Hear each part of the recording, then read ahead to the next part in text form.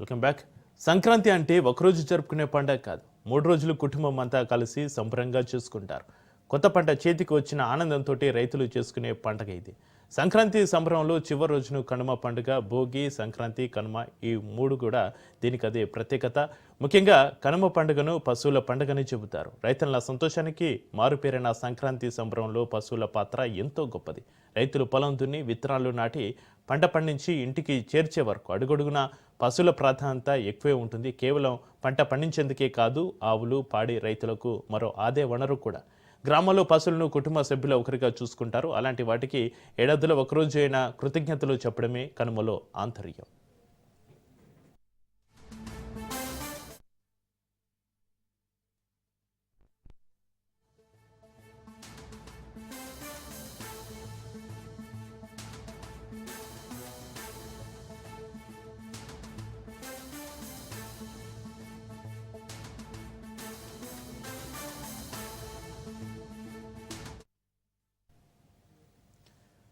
సంక్రాంతి పండుగలు 3 రోజు కనుమ పండుగ. కనుమ రోజు దేవతలు ఆలయాన్ని విడిచి వన విహారానికి వెళ్లడం ఆనదిగా వస్తున్న సాంప్రదాయం. ఈ సందర్భంగా తెలుగు రాష్ట్రాల్లోని ఆలయాల నుంచి ప్రభలు తీర్థాలలో పాల్గొంటాయి.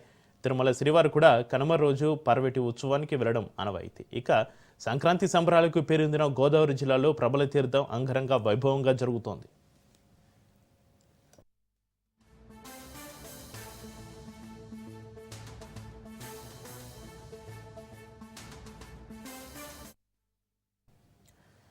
తూర్పుగోదావరి జిల్లా కోనసీమలోని అంబాజీపేట మండలం మొసలపల్లి శివారు జగ్గనతోట కొబ్బరి తోటలో మకర సంక్రమణ ఉత్తరాయణ పుణ్యకాలంలో కనుమనాడు ఈ ప్రబల తీర్థం నిర్వహిస్తారు. అత్యంత ప్రాచీనమైన ఈ తీర్థంలో కోనసీమ చుట్టుపక్కల ఉన్న 11 గ్రామాల ప్రభలు పాల్గొంటాయి.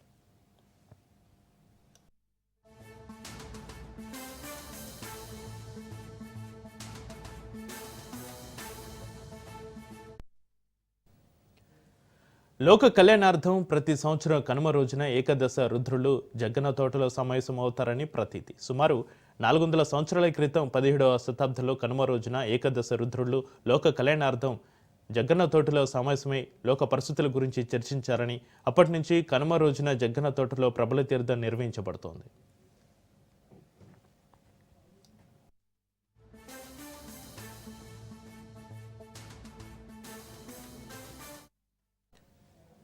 కనుమ రోజు విశేషంగా జరగనున్న ఈ ప్రబల తీర్థంలో పాలు పంచుకునే గ్రామాల ప్రజలు సంక్రాంతికి 10 రోజుల ముందు నుంచి ప్రబల తయారీలో నిమగ్నమవుతారు. ముందుగా వెదురు కర్రలతోటి ప్రభుకు ఒక ఆకారాన్ని తీసుకువస్తారు. వెదురు బొంగులు ఒకదానికొకటి కలిసే చోట కొబ్బరి తాడుతోటి గట్టిగా కడతారు. తర్వాత వాటిపై అందమైన రంగులు వేస్తారు. దీంతో ప్రభుకు ఒక రూపు వస్తుంది. అనంతరం రంగురంగుల వస్త్రాలతోటి పూలతోటి ప్రభలను అలంకరిస్తారు.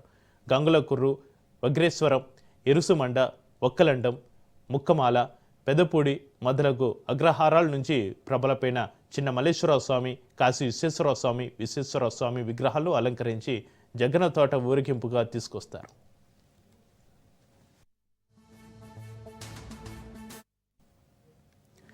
ఇక సాధారణంగా ప్రభలు ఊరేగింపుగా వచ్చేటప్పుడు అవి మామూలు భక్తులు వచ్చే మార్గంలో రావు. ఆ దారి ప్రత్యేకంగా ఉంటుంది. ఈ ప్రభలను ఒక్కసారి పైకి ఎత్తిన తర్వాత మరి కిందకు దింపకూడదు. కౌశిక నది దాటేటప్పుడు ప్రభ ఏమాత్రం తడవకుండా తీసుకొస్తారు. ఈ ప్రభలను మోయడానికి 20 మంది వ్యక్తులు ఉంటారు. కౌశిక నది దాటించడానికి మాత్రం 50 మంది పైగా శిక్షణ పొందిన వారు ఉంటారు. వీరు ప్రభలను జాగ్రత్తగా కౌశిక నది దాటించి జగ్గన తోట తీర్థ ప్రదేశానికి తీసుకొస్తారు. తీర్థం పూర్తయ్యాక వచ్చిన దారినే తిరిగి ప్రభల్ని ఆయా గ్రామాలకి తీసుకెళ్తారు. ఈ ప్రభల్ని చూడడానికి చుట్టుపక్కల గ్రామాల నుంచి వేలాది మంది భక్తులు తరలి వస్తారు.